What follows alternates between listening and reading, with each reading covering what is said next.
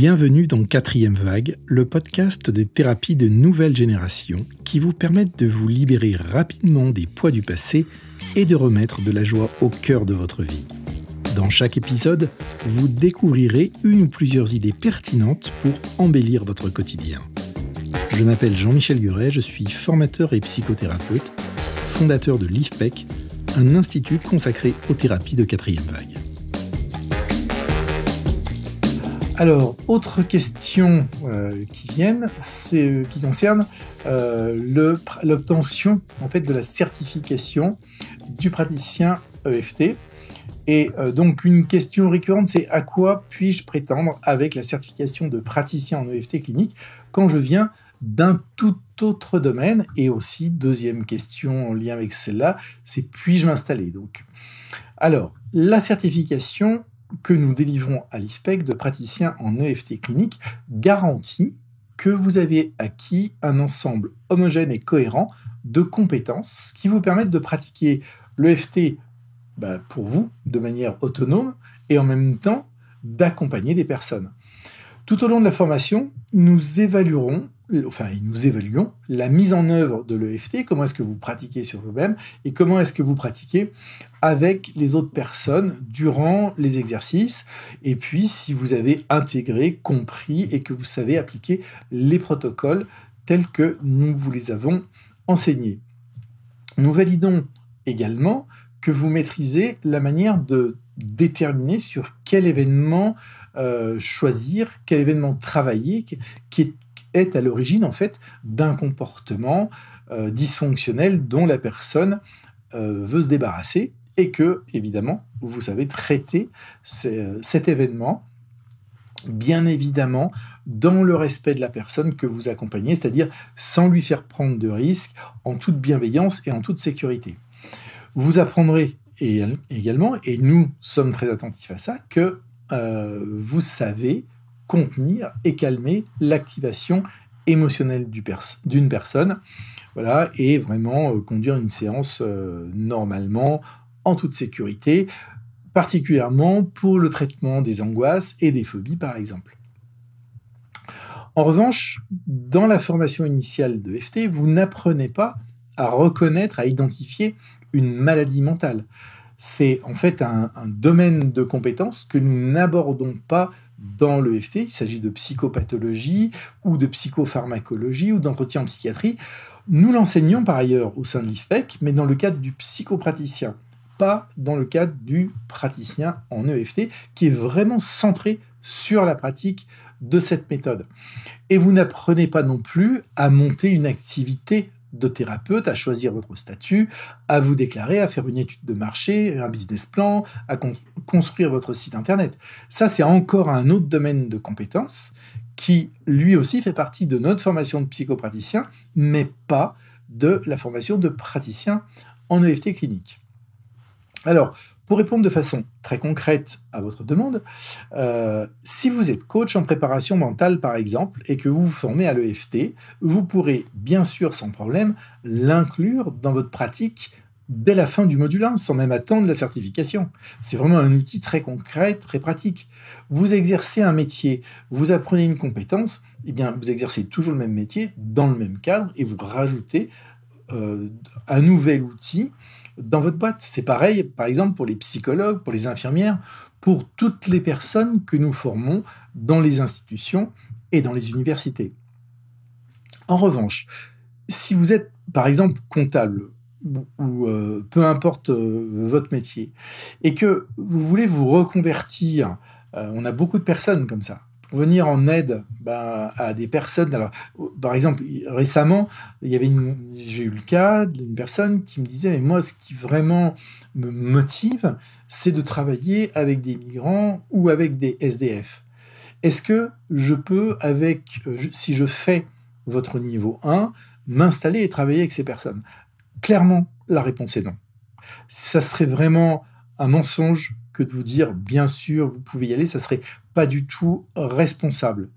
Le seul apprentissage de la pratique de l'EFT clinique, ce n'est pas suffisant. Pourquoi ? Parce que ces personnes font partie des plus traumatisés. Et donc, en fait, on a besoin d'avoir un niveau de connaissance dans la manière de traiter les traumatismes, plus. Hein, par exemple, si je fais une comparaison avec le Canada, eh bien, les personnes qui travaillent avec les personnes les plus traumatisées, donc les professionnels qui travaillent avec les personnes les plus traumatisées, ont au moins 15 ans d'études, plus travaillent en groupe, sont supervisés, etc. Donc, n'allez pas imaginer que c'est facile. C'est vraiment très engageant, on va dire, et pour la personne. Et surtout, ce qui est important, c'est la protection des personnes qu'on accompagne. Donc, attention à ça. Je reprends mon exemple de comptable. Si vous êtes comptable, vous allez savoir sans problème comment vous installer. Vous aurez certainement des notions en communication. Vous saurez parfaitement quel statut choisir. Mais voilà, vous n'aurez pas ces notions essentielles de base en psychologie, en psychopathologie, pour prendre en charge les personnes les plus traumatisées. En fait, c'est une histoire de bon sens. Hein. Vous avez un métier, vous avez l'habitude de travailler avec tel ou tel type de personnes, vous apprenez un outil qui permet de faire beaucoup de choses, de contrôler le stress. Attention à comment et avec qui vous voulez l'utiliser. Si vous êtes employé de bureau, par exemple, et que vous vous dites, moi, dans mon entreprise, je sens qu'il y a beaucoup de stress. Je voudrais développer des ateliers de prévention du stress.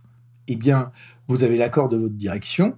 Avec la certification de praticien en EFT, vous serez très bien armé pour organiser des ateliers de gestion du stress. Vous ne serez pas là pour faire de la psychothérapie, mais vous saurez complètement prendre en charge les personnes que vous accompagnerez.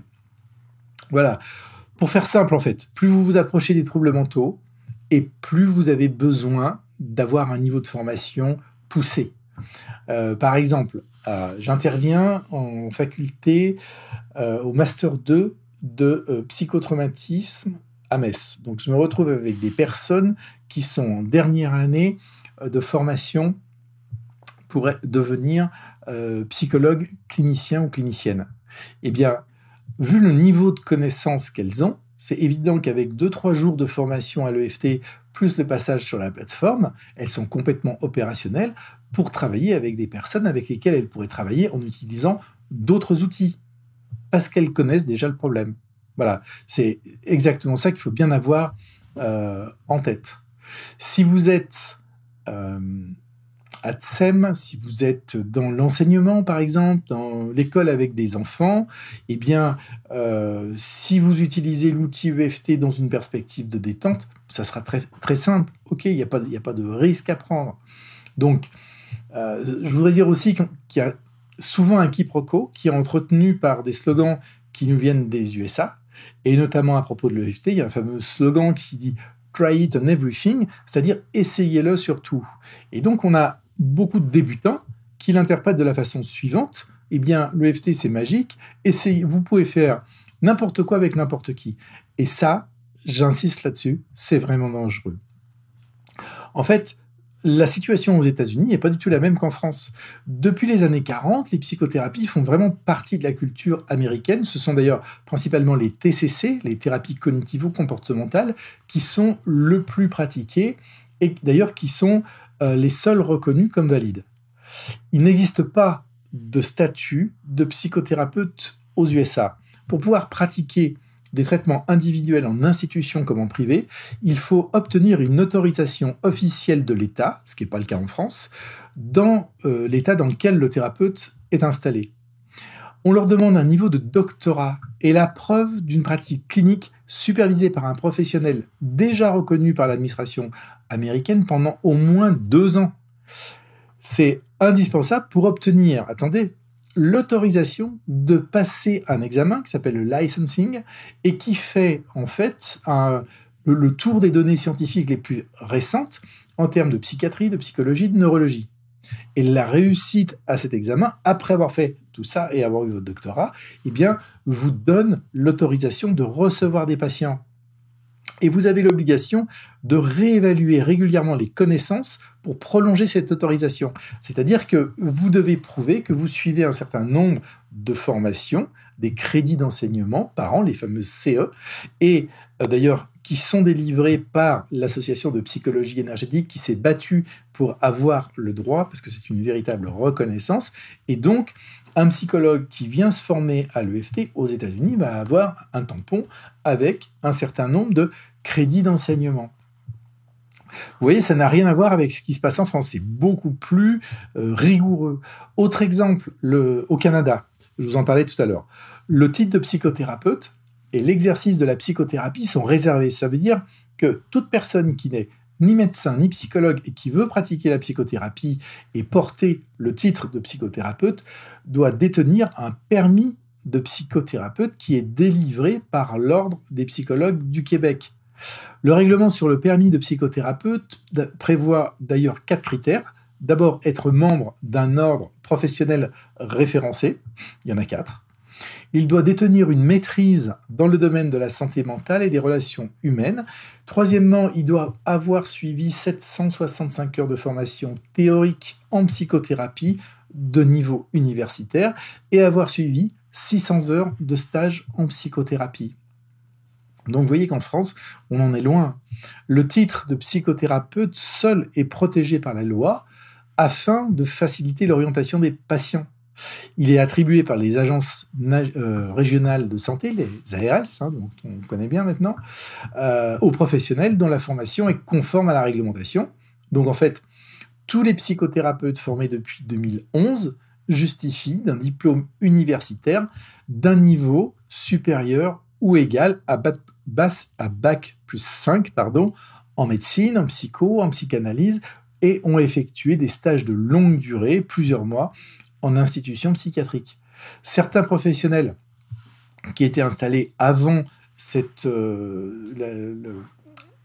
la ratification de la loi ont bénéficié de mesures transitoires, c'est-à-dire que j'en fais partie, on est passé devant une commission d'évaluation et on a eu un complément de formation.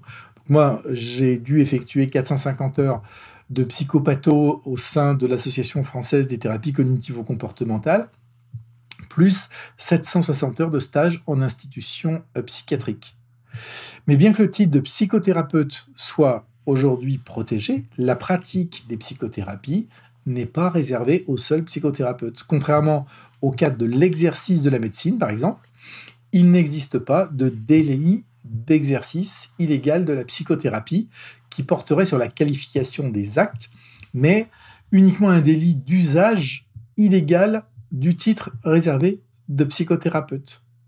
Donc certains pratiquent les psychothérapies sans bénéficier du titre de psychothérapeute. Donc ils utilisent alors un titre non réglementé. Par exemple, nous, on forme des gens à la prise en charge de patients sur une formation longue qui dépasse 500 heures de formation. Et le titre qu'on délivre est celui de psychopraticien. Donc, pour résumer tout ça, à la question « puis-je m'installer ?», la réponse est oui, puisque la pratique n'est pas réglementée, mais là, je fais appel à votre notion de responsabilité, de bon sens. Attention à ce que vous faites, car avec la seule certification de praticien en EFT clinique, vous n'avez pas les compétences en psychopathologie pour travailler avec des personnes qui souffrent de troubles mentaux avérés. Donc, attention. Nous, on le dit et on le redit dans nos formations, travailler conjointement avec des professionnels de la santé mentale, avec des psychologues, avec des psychiatres. D'abord, c'est beaucoup plus rassurant pour vous et pour vos patients. Voilà. Donc, en résumé, notre certification de praticien en EFT clinique est construite comme un bloc de compétences, c'est-à-dire des gens qui sont déjà engagés dans la santé mentale et qui viennent se former aux praticiens en EFT clinique vont avoir vraiment une très bonne formation en EFT clinique, pourront l'utiliser très facilement dans leur pratique habituelle. Des gens qui sont totalement en reconversion, eh bien, c'est pas praticien en EFT clinique qu'il faut faire, c'est psychopraticien en psychologie énergétique et EFT clinique. Psychopraticien en libération émotionnelle, comme on l'appelle également. Voilà, désolé d'être long, mais j'espère avoir répondu à cette question qui revient vraiment très très souvent. Merci d'avoir écouté ce podcast. Retrouvez plus d'informations sur le blog de l'IFPEC à l'adresse ifpec.org, ifpec.org, ou bien sur mon compte personnel LinkedIn ou ma chaîne YouTube. Et à bientôt pour un nouvel épisode.